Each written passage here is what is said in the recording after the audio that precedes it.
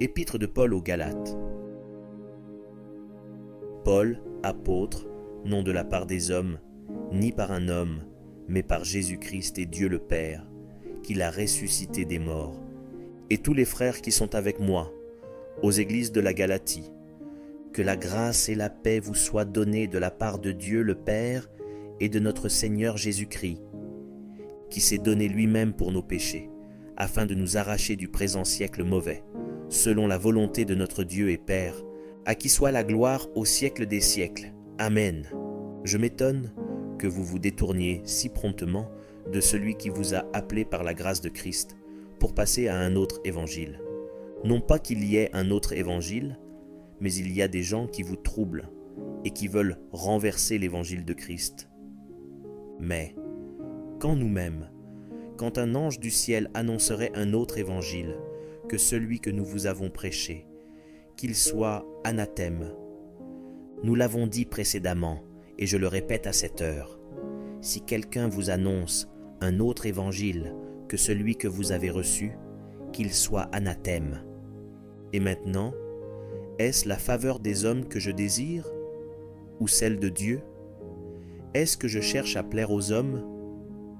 Si je plaisais encore aux hommes, je ne serais pas serviteur de Christ. Je vous déclare, frères, que l'évangile qui a été annoncé par moi n'est pas de l'homme. Car je ne l'ai ni reçu ni appris d'un homme, mais par une révélation de Jésus-Christ.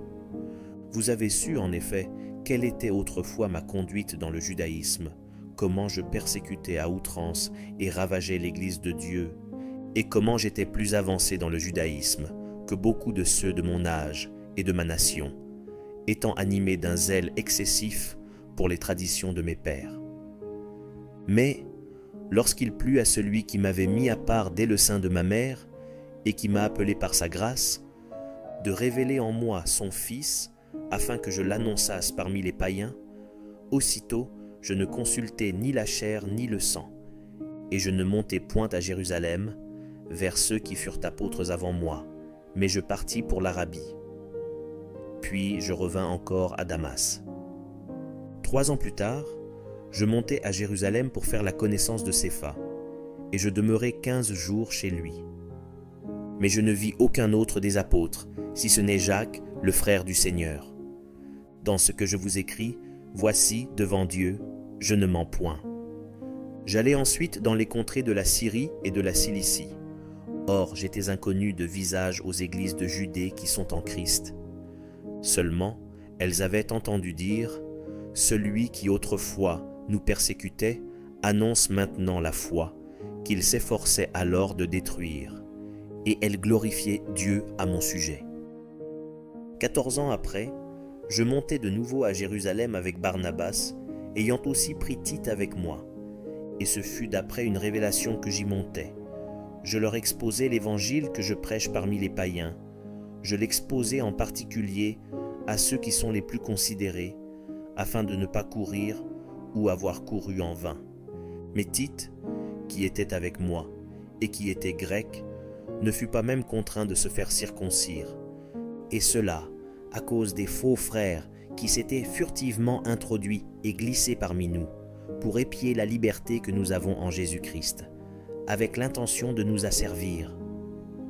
Nous ne leur cédâmes pas un instant, et nous résistâmes à leurs exigences, afin que la vérité de l'Évangile fût maintenue parmi vous. Ceux qui sont les plus considérés, quels qu'ils aient été jadis, cela ne m'importe pas. Dieu ne fait point exception de personne. Ceux qui sont les plus considérés ne m'imposèrent rien. Au contraire, voyant que l'Évangile m'avait été confié pour les incirconcis, comme à Pierre pour les circoncis.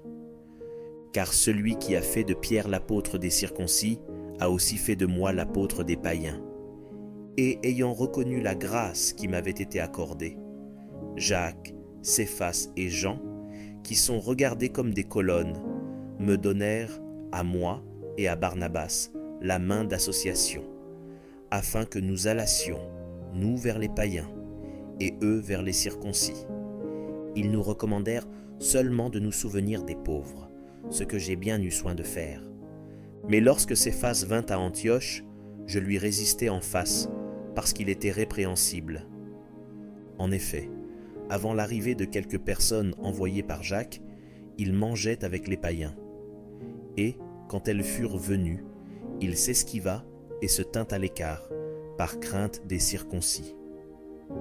Avec lui, les autres Juifs usèrent aussi de dissimulation, en sorte que Barnabas même fut entraîné par leur hypocrisie.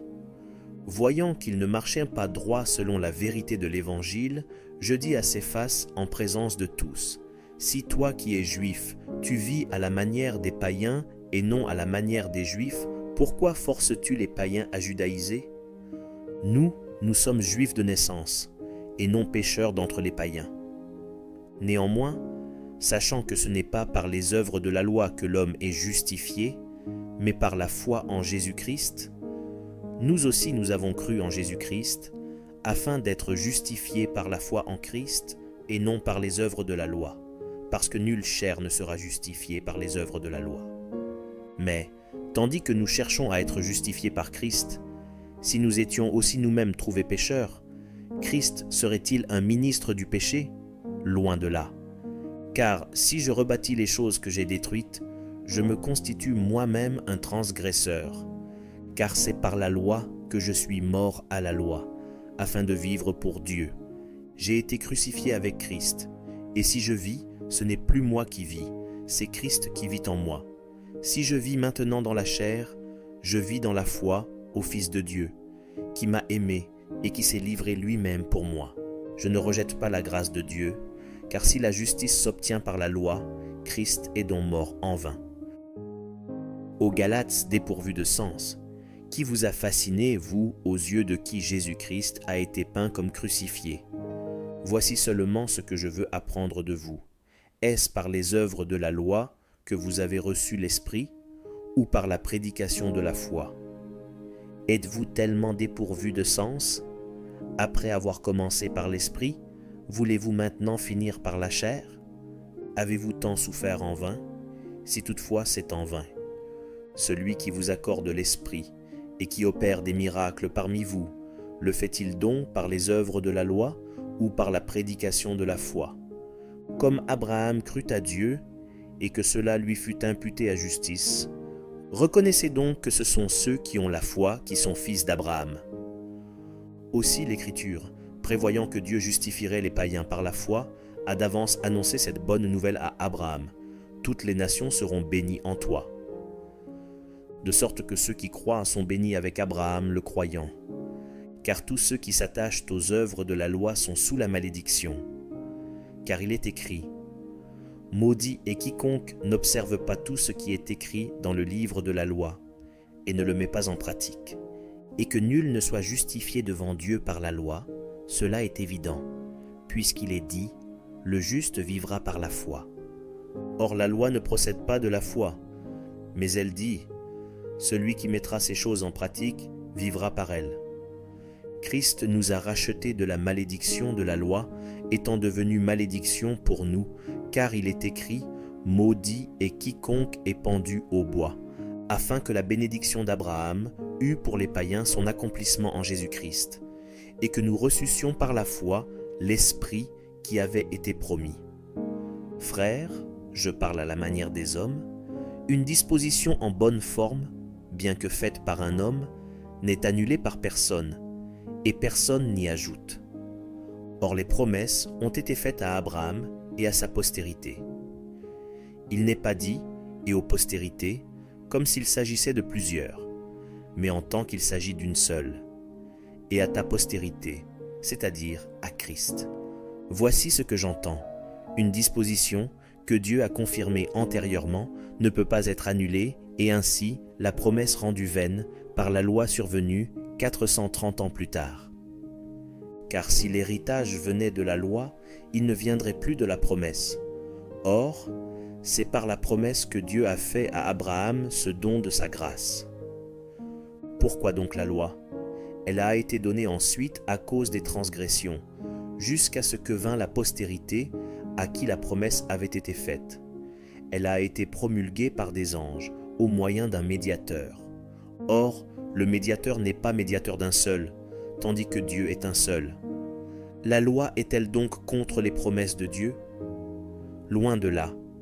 S'il eût été donné une loi qui pût procurer la vie, la justice viendrait réellement de la loi.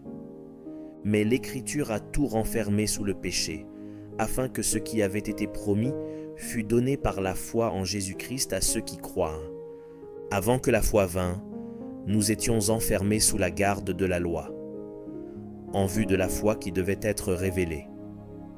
Ainsi la loi a été comme un pédagogue pour nous conduire à Christ, afin que nous fussions justifiés par la foi.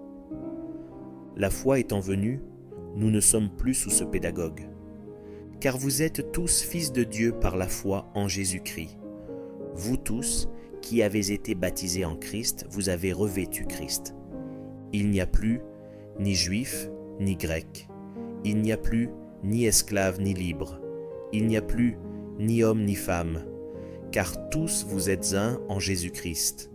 Et si vous êtes à Christ, vous êtes donc la postérité d'Abraham, héritier selon la promesse.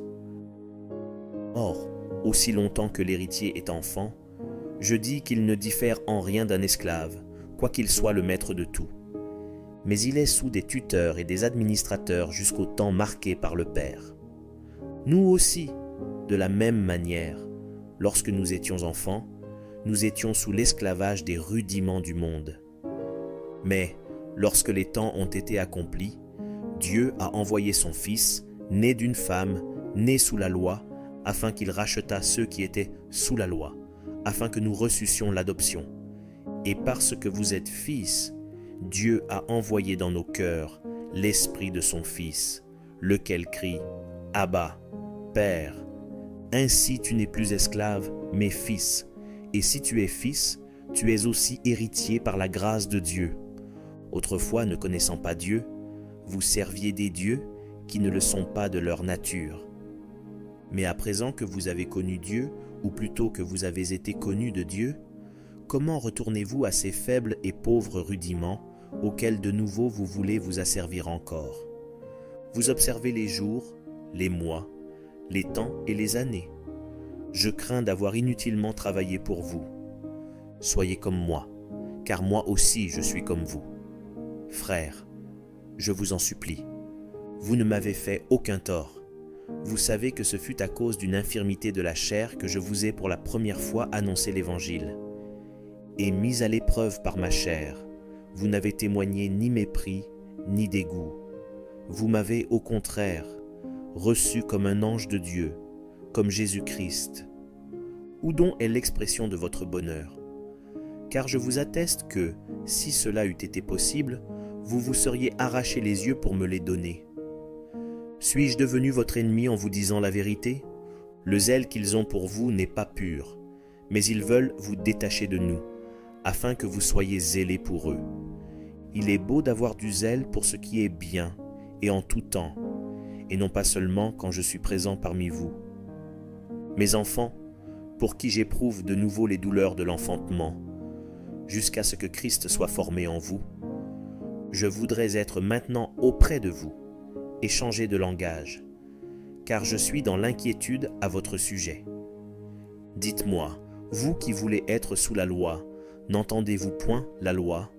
Car il est écrit qu'Abraham eut 2 fils, un de la femme esclave et un de la femme libre. Mais celui de l'esclave naquit selon la chair, et celui de la femme libre naquit en vertu de la promesse. Ces choses sont allégoriques, car ces femmes sont 2 alliances.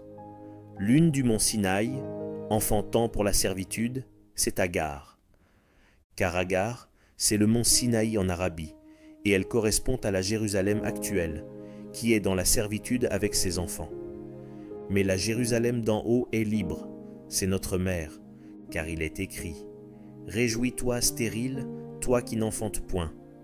Éclate et pousse des cris, toi qui n'as pas éprouvé les douleurs de l'enfantement. Car les enfants de la délaissée seront plus nombreux que les enfants de celle qui était mariée. Pour vous, frères, comme Isaac, vous êtes enfants de la promesse. Et de même qu'alors, celui qui était né selon la chair persécutait celui qui était né selon l'esprit.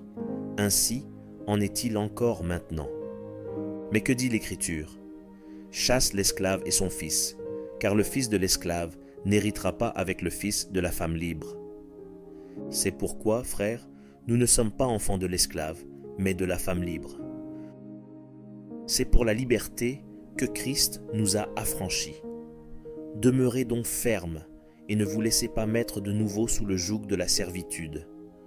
Voici, moi Paul, je vous dis que, si vous vous faites circoncire, Christ ne vous servira de rien. Et je proteste encore une fois à tout homme qui se fait circoncire qu'il est tenu de pratiquer la loi tout entière. Vous êtes séparés de Christ, vous tous qui cherchez la justification dans la loi. Vous êtes déchus de la grâce. Pour nous, c'est de la foi que nous attendons, par l'Esprit, l'espérance de la justice. Car en Jésus-Christ, ni la circoncision ni l'incirconcision n'a de valeur, mais la foi qui est agissante par la charité. Vous couriez bien. Qui vous a arrêté pour vous empêcher d'obéir à la vérité? Cette influence ne vient pas de celui qui vous appelle. Un peu de levain fait lever toute la pâte. J'ai cette confiance en vous, dans le Seigneur, que vous ne penserez pas autrement. Mais celui qui vous trouble, quel qu'il soit, en portera la peine.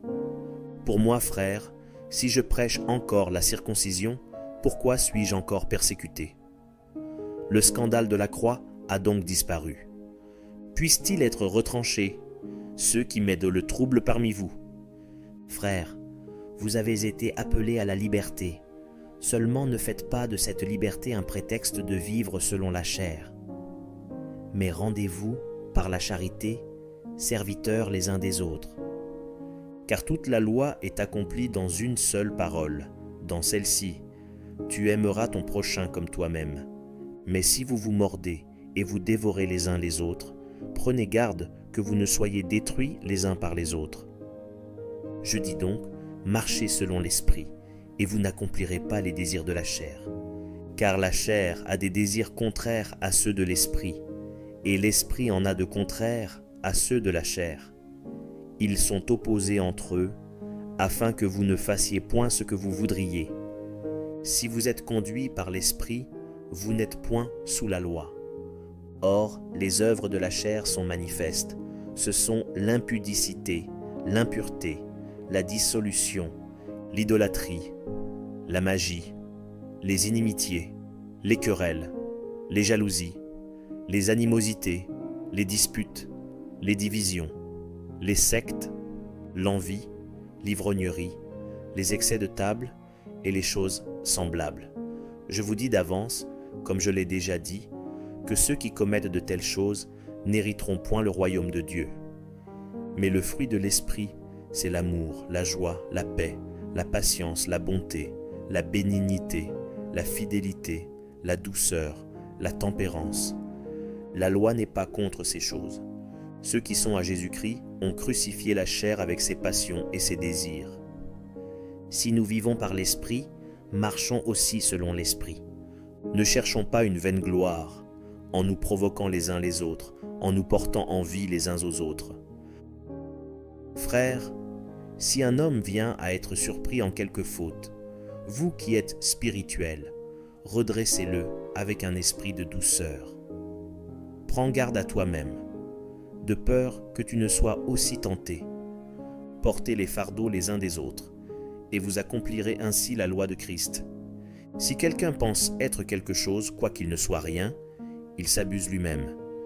Que chacun examine ses propres œuvres, et alors il aura sujet de se glorifier pour lui seul, et non par rapport à autrui, car chacun portera son propre fardeau. Que celui à qui l'on enseigne la parole fasse part de tous ses biens à celui qui l'enseigne. Ne vous y trompez pas, on ne se moque pas de Dieu. Ce qu'un homme aura semé, il le moissonnera aussi. Celui qui sème pour sa chair moissonnera de la chair la corruption. Mais celui qui sème pour l'esprit moissonnera de l'esprit la vie éternelle. Ne nous lassons pas de faire le bien, car nous moissonnerons au temps convenable si nous ne nous relâchons pas. Ainsi donc, pendant que nous en avons l'occasion, pratiquons le bien envers tous, et surtout envers les frères en la foi. Voyez avec quelle grande lettre je vous ai écrit de ma propre main. Tous ceux qui veulent se rendre agréables selon la chair vous contraignent à vous faire circoncire, uniquement afin de n'être pas persécutés pour la croix de Christ. Car les circoncis eux-mêmes n'observent point la loi, mais ils veulent que vous soyez circoncis, pour se glorifier dans votre chair. Pour ce qui me concerne, loin de moi la pensée de me glorifier d'autre chose que de la croix de notre Seigneur Jésus-Christ, par qui le monde est crucifié pour moi, comme je le suis pour le monde. Car ce n'est rien que d'être circoncis ou incirconcis. Ce qui est quelque chose, c'est d'être une nouvelle créature. Paix et miséricorde sur tous ceux qui suivront cette règle, et sur l'Israël de Dieu. Que personne désormais ne me fasse de la peine, car je porte sur mon corps les marques de Jésus. Frères, que la grâce de notre Seigneur Jésus-Christ soit avec votre esprit. Amen.